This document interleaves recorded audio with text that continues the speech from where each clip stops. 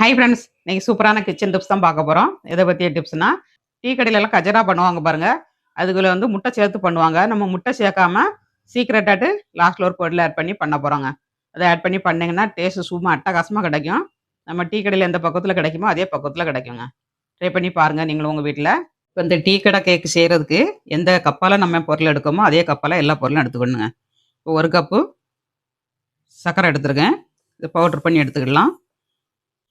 இதில ஒரு 4 ஏலக்காய் போட்டுக்கலாங்க.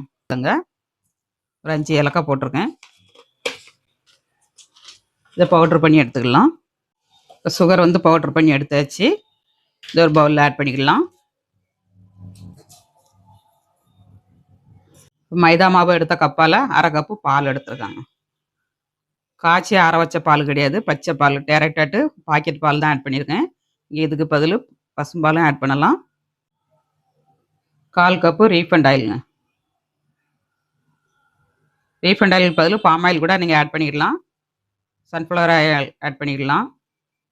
தேங்காய் எதுவும் ஆட் பண்ணக்கூடாதுங்க. தேங்காய் நல்லெண்ணெய் எடுக்கக்கூடாது. இதில் வந்து ஒரு சிட்டி அளவு உப்பு போட்டுக்கலாம்.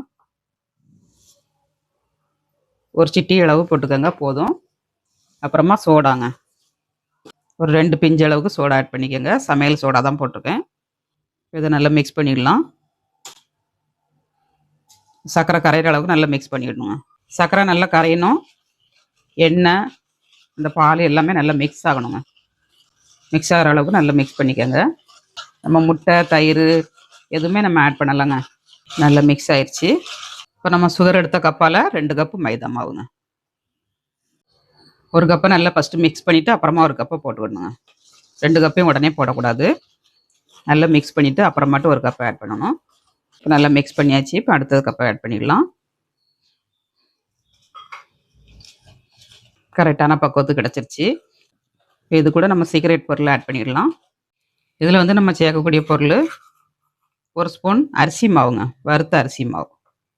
இதை சேர்த்திங்கன்னா நம்மளுக்கு முட்டை எதுவுமே சேர்க்காண்டாங்க. முட்டை சேர்க்காமலே நம்மளுக்கு சூப்பராக கிடைக்கும். 1 ஸ்பூன் அரிசி மாவு ஆட் பண்ணிக்கோங்க. ஒரு 2 மணி நேரம் ஊறட்டுங்க. எண்ணெய் வந்து ஹீட் பண்ணதுக்கு வச்சுருக்கேன். நம்ம உருட்டி எடுக்கணும். நல்லா திக்காக ஆயிடுச்சு பாருங்க. மாவு வந்து இந்த மாதிரி திக்காக கிடைக்கணுங்க. அப்படின்னா தான் நம்மளுக்கு உருட்டி போடுறதுக்கு ஈஸியாக இருக்கும். ரொம்ப அழுத்தி உருட்டக்கூடாது. இந்த மாதிரி லைட்டாக உருட்டி போட்டுருங்க.